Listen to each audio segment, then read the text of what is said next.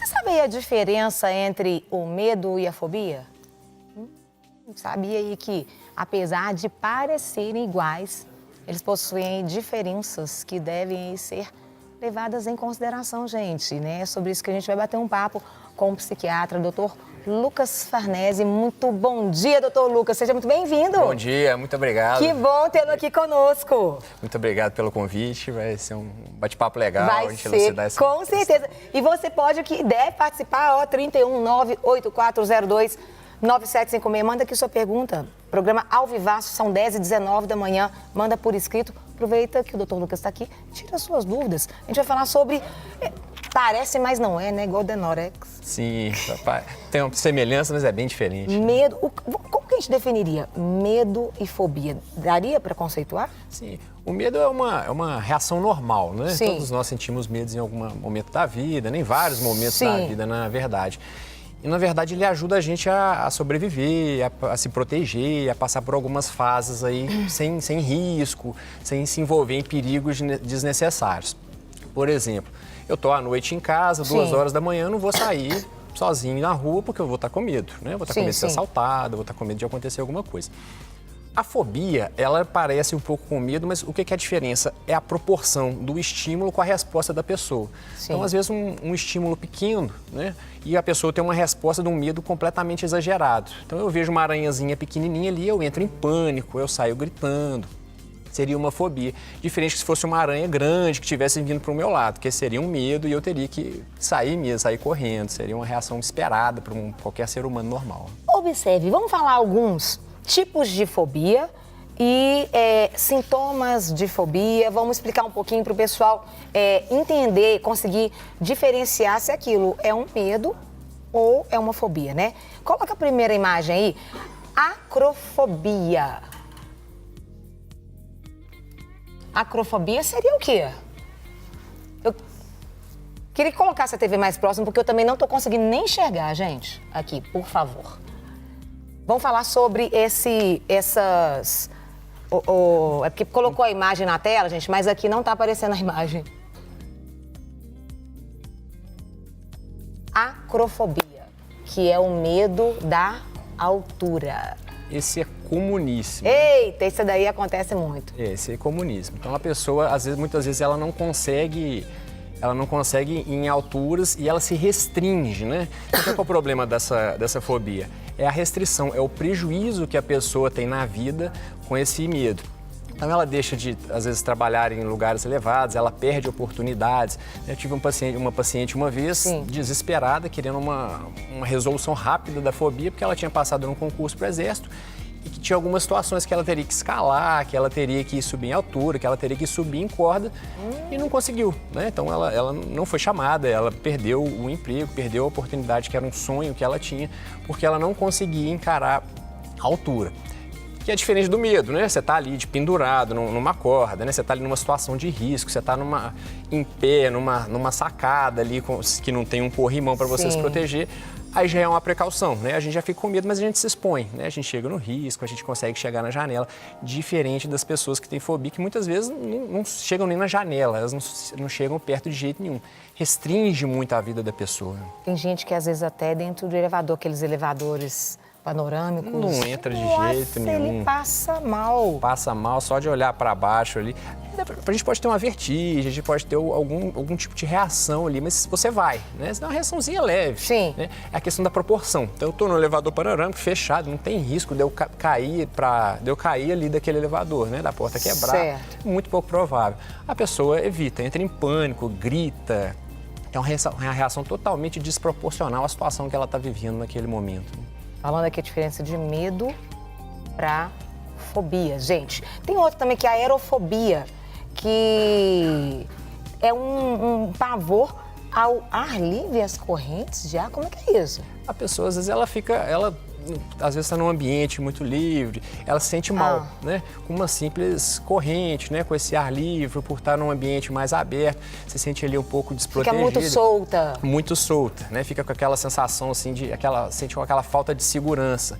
Então a pessoa começa a passar mal, né? Começa a passar mal. Isso ali, aí pode ser o quê? Pode ser em qualquer lugar, até tipo assim, na rua. Pode, dependendo da pessoa, pode. Né? Se estiver num lugar, num campo aberto, né? Não tem um estímulo aversivo, né? Não tem uma questão para ela ter um medo ali. Só que ela tá, né? Ela tá fóbica, completamente desproporcional. É comum?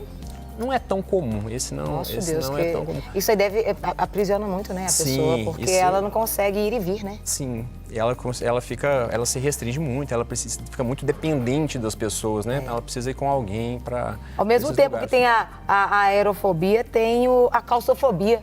Que é do lugar fechado, né?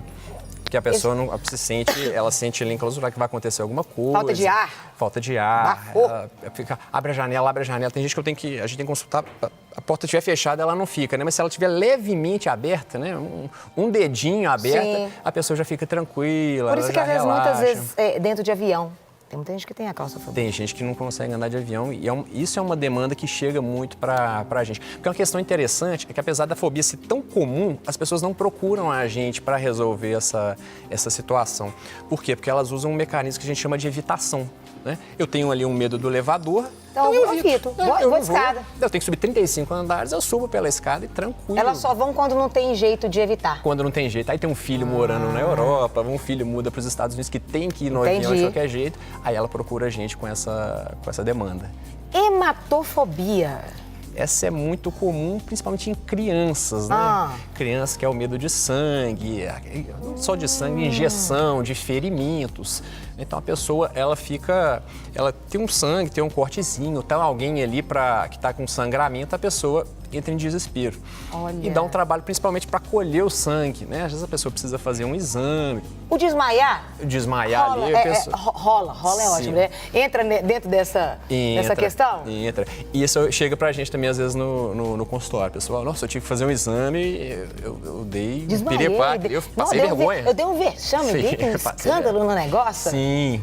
E eles chegam lá querendo alguma solução, né? Falam, me dá um remédio ali pra eu tomar na hora do exame, pra eu ficar mais tranquilo. Eu falei, não, beleza, mas a gente tem que tratar isso daí também. Aí eles essas situações que são mais constrangedoras, que não dá pra escapar, né? Como é que você tira o sangue sem...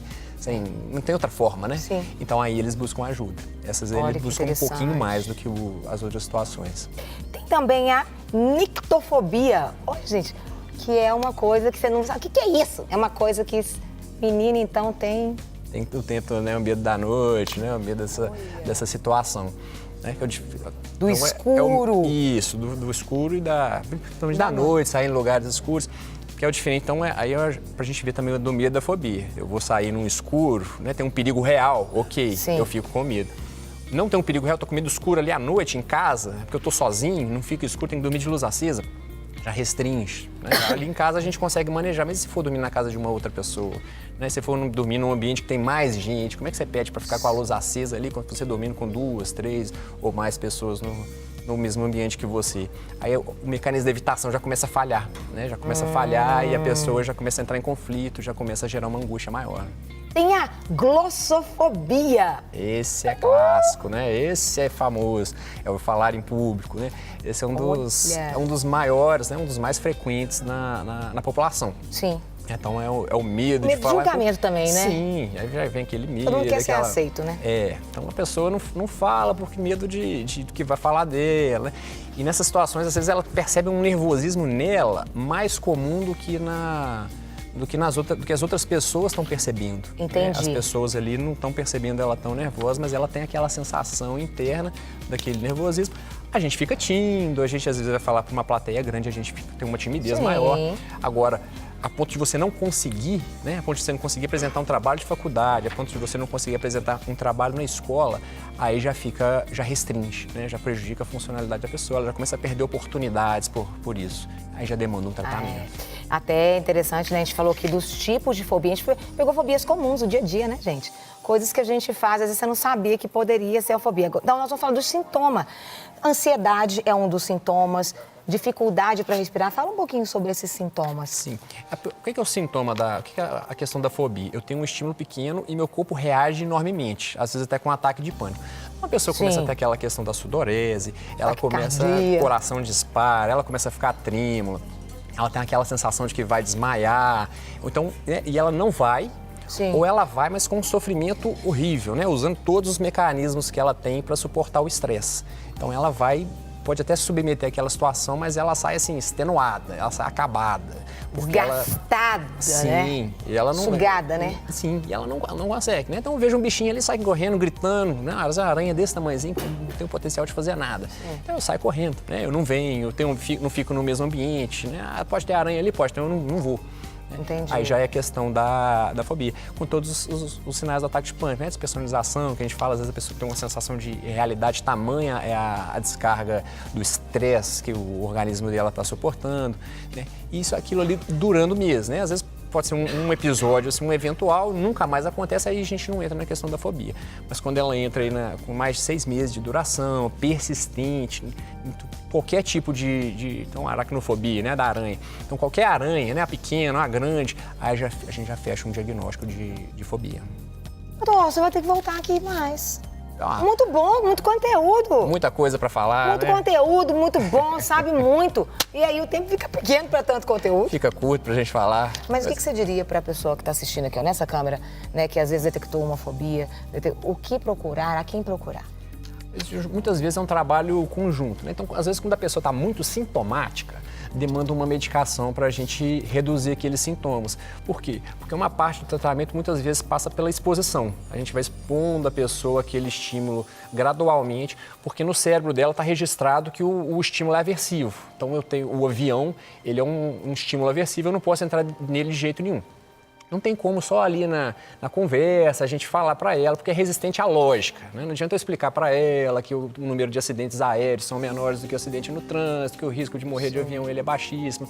Não adianta. Ela sabe desses dados todos, mas mesmo assim ela tem medo. Então tem que se expor gradualmente para que o cérebro dela vá registrando. Fala, o negócio não é tão mal assim, né? Não é tão ruim, dá para encarar. E tem tratamento, né? Esse mecanismo da evitação, ele é um mecanismo que funciona até certo ponto, né? Ele funciona até certo ponto porque tem situação que não dá para evitar, né? Vai ter uma perda de oportunidade. Então busca tratamento, né? Viu que tem essa questão, viu que não tá conseguindo lidar com algumas situações, que você está fóbico em determinadas situações, trata. Às vezes tem a medicação que a gente usa na psiquiatria, mas muitas vezes nem precisa. Às vezes é na terapia mesmo, vai entendendo de onde que vem esse medo. Tem uma série de entendimentos que a pessoa tem que ter sobre o processo, sobre como ela está lidando com isso, e a gente trata isso aí bem certinho. Não quer ficar um segundo por fora da nossa programação? Agora você pode nos acompanhar através das plataformas digitais. Não perca tempo, acesse, curta e siga-nos. Fique por dentro de tudo o que acontece por aqui. Rede Super, inspirando você.